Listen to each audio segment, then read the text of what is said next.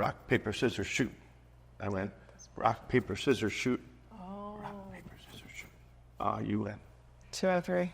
Yeah, she won. Nailed it. Hi, I'm Tom Muñoz with Muñoz Photography. And on this episode of Vendor Voices, we're going to be interviewing Jacque with Stunning and Brilliant Events of South Florida. And she's going to be sharing with you her experience as a premier wedding planner in South Florida and give you some do's and don'ts and tips to help you have a successful wedding. We've been working together for years. Years. Yes. Various events. With your team, you know, our photographers, like, we do a better job. Like, we truly do. So that's one of the main reasons we wanted to have you here, so you can give advice to bride and grooms and maybe other planners out there, so that, you know, we can get back to this, you know, this idea of we're all on the same team. We're all on the same team. And I think it's important to, when you're hiring professionals, and here's the thing is, when I first got into this, it was one of those, you know, kind of uphill battles. I think planners get a bad rap right off the bat because they're control freaks. They're trying to take over and they're trying to run everything. And I get that aspect of it 100%. There is an aspect of control and running things and timelines and things like that. However, what we've learned and what we've been accustomed to is when our clients are booking the professionals and our clients are booking the vendors that we refer to and that we prefer to work with, like you mentioned the word premier, it's the experience, and it makes our job easier. We don't have to control everything. We don't have to micromanage our vendors. And I think that's what makes us working together so well, is because we know that about each other. You're not battling a controlling planner because we know you guys are doing your job. We know you guys are killing it. And we don't have to micromanage you or babysit. It's just easier. It's more smooth. It's more seamless. And it's all about the couple's experience along the way, which I think is super important. And that's what it's all about. It's about their wedding day. Although, and I think it's a balance for us as professionals in the industry, we do weddings all the time, we do events all the time, and I think it's a balance between it's just another wedding to us. This is their only wedding. Right. This is their only wedding. So we have to nail it, we have to kill it, we have to give it 1,000% every single time. And that's just not just us as owners, but as the team. The entire team is known for giving it all the time. So I think it's important to know that. And clients booking vendors need to know that. So something my grandfather told me, you should photograph every assignment like your life depends on it. What are some of the things that you look for in that vendor, regardless of whether it's photo, video, band, you know, whatever it is? I mean, here's the thing is, I think in our business, it's about a look. Unfortunately, like, looks are important. As a planner, my car has to be clean, organized. You know, I need to look. My team has to be put together. So nobody's showing up with their shirt untucked. Like this. I think it's a look. I think it gives off the aura of professionalism. You guys too. You guys are always in uniform. You're always dressed in black. So what do you think? Again, appearance is super important. What are some other qualities that you look for when you're guiding your couples to selecting the right vendor for that? Right vendors. It really depends on what they're looking for. So if it's, you know, an older crowd, an older guest wedding, you know, I'm not going to send them, you know, a DJ who does a lot of clubs in Miami. Band or DJ. I'm a huge fan of the hybrid right now because I think Super cool. It doesn't have the price tag of a band.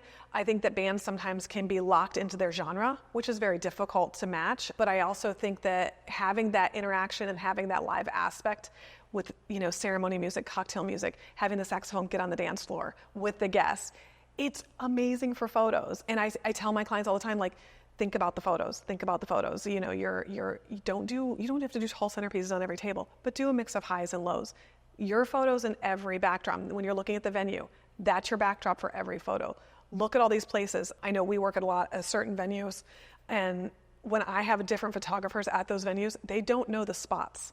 Right. And I think it's important for your photographer to know the venue like the back of their hand. What are trends, new things that you're seeing today, right, that you think are probably going to stay for a little bit? I love seating charts. I'm over place cards. I think grand exits are going out. Yeah. And I'm okay with it. I'm okay with it too. I'm okay with it.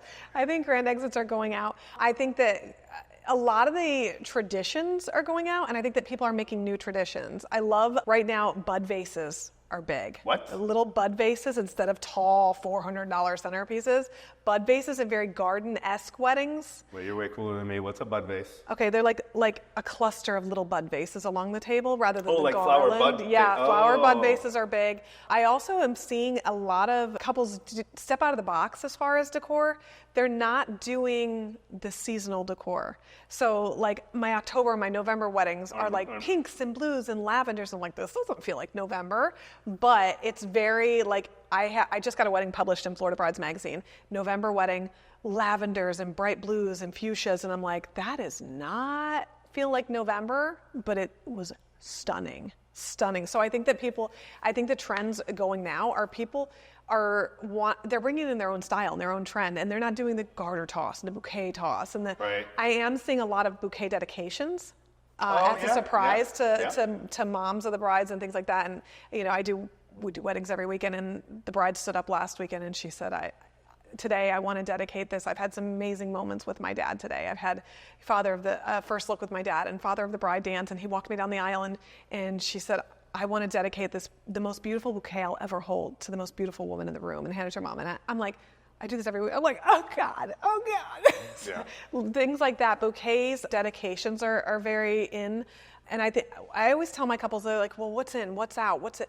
In is whatever you want to be in. It's your day. You want your guests to leave and say, oh my God, that was so Samantha and Ryan. You want them to say that was so them. You want the entire event to be reflective of them as a couple, not like, well, why did they do that? We did a wedding not too long ago at Admiral's Cove, and they were from New York. Everything, the whole theme of the wedding. Cove, by the way. Oh, yeah. amazing, right? Great Jacque venue. is fantastic.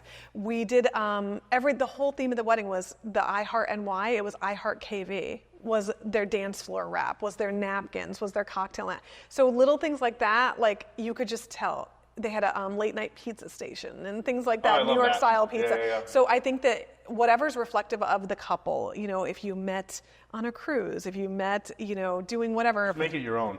Make it your own. Make it be reflective of you guys. So many bride and grooms are looking to copy something else rather than looking at what would make their event unique for them. Yeah. And I think and you know what? That is going to last, right? Like that advice is solid forever.